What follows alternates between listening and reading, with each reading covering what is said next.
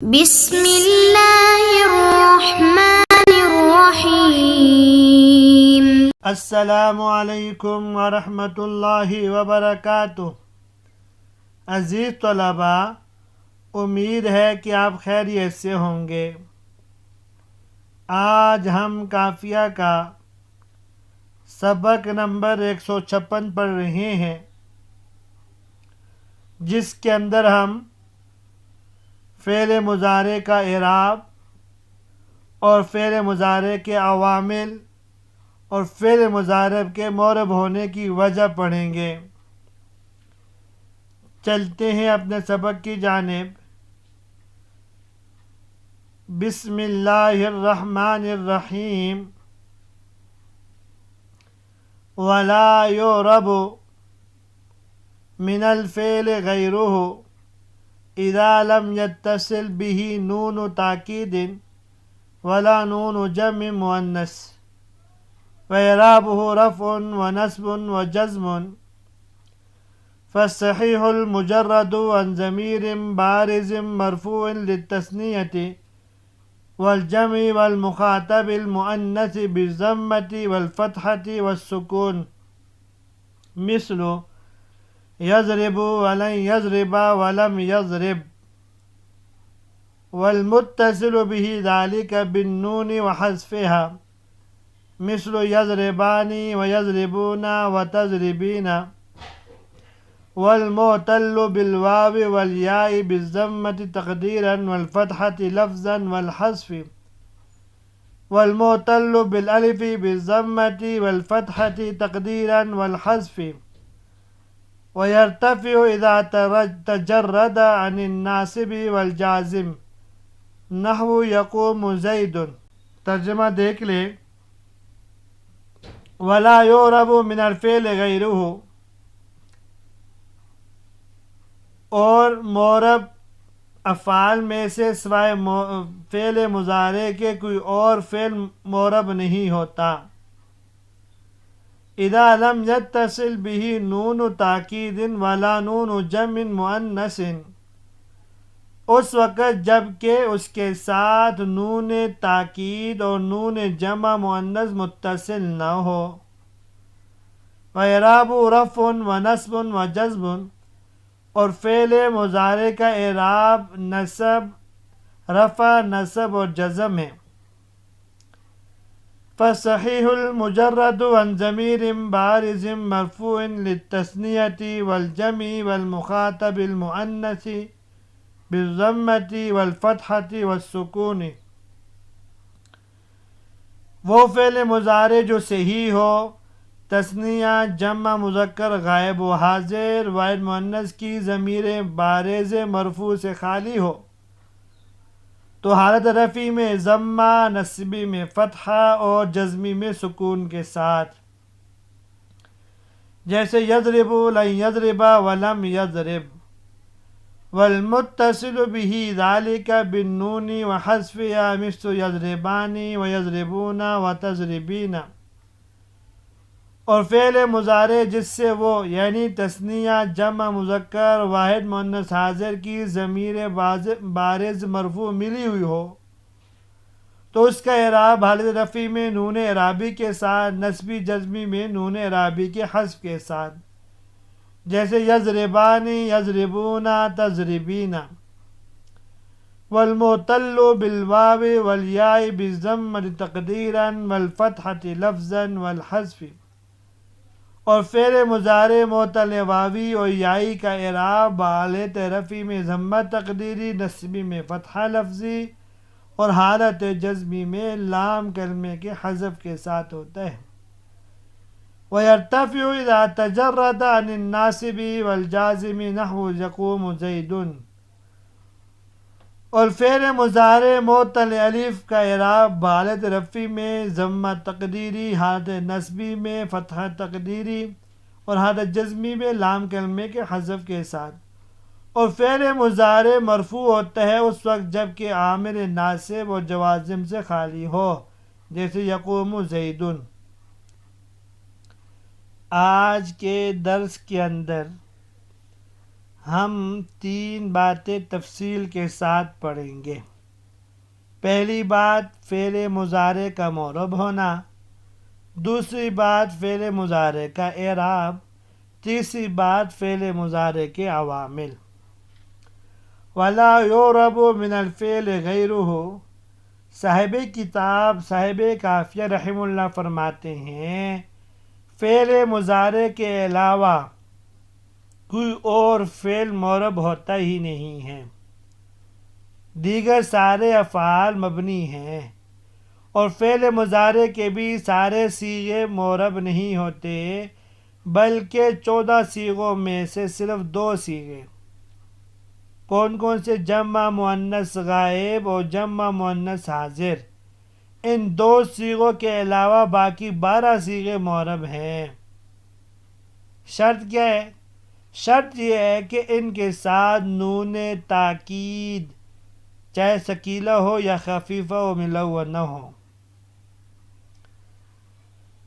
تو صاحب کافیہ رحمہ اللہ نے اس کو بڑے ہی مختصر الفاظ میں بیان فرمایا کہ فعل مضارع معرب ہے، نون جمع مؤنث اور نون تاکید اس کے ساتھ ملا ہوا نہ ہو، یہ شرط ہے۔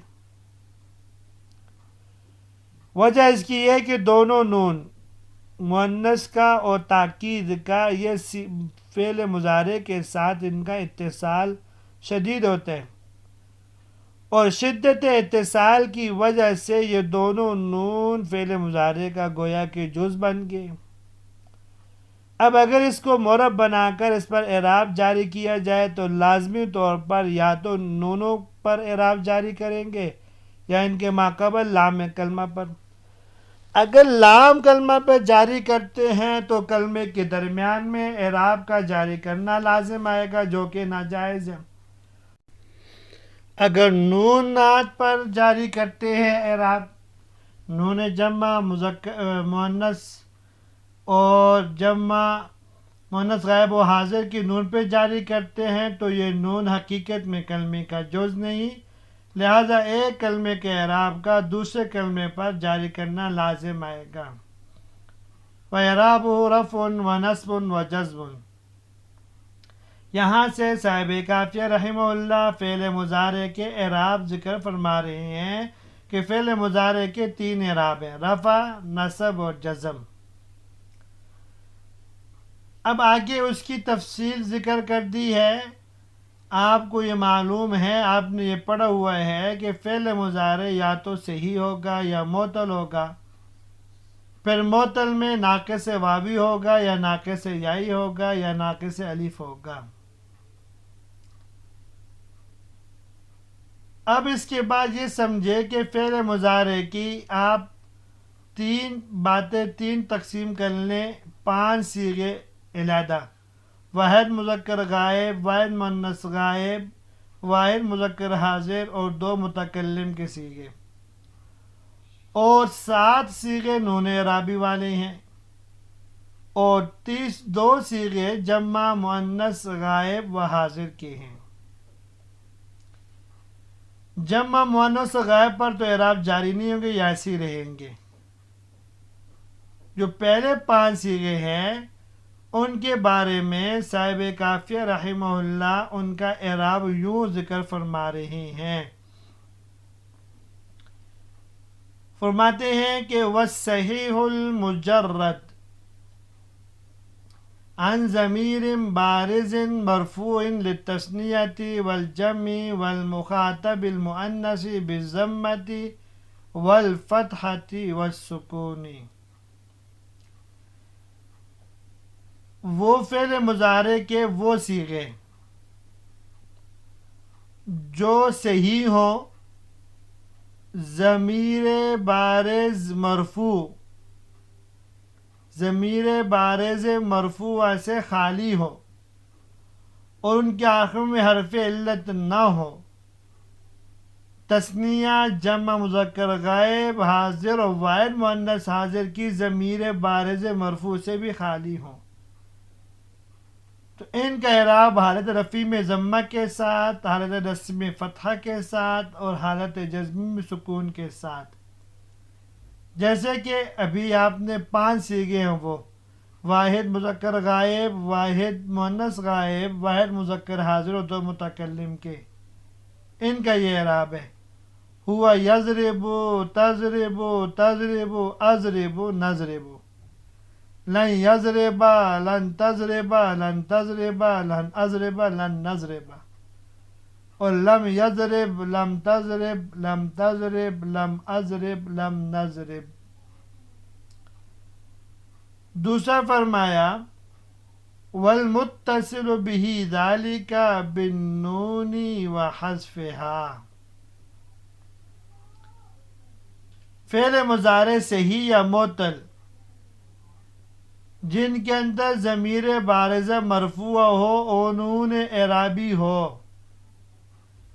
یعنی وہ فعل مضارع جس کے آخر میں نون کے ساتھ تثنیہ، جمع مذکر غائب و حاضر، واحد مؤنث حاضر کی ضمیر بارزہ الف، واو اور یا میں سے کوئی ایک ہو، خواہ وہ صحیح ہو یا صحیح کے علاوہ محموز، معطل وغیرہ، جیسے یضربانی، یضربون، تضربین، یدعوان، یدعون، تدعین، یرمیان، یرمون، ترمین، یرزیان، یرزون اور ترزین۔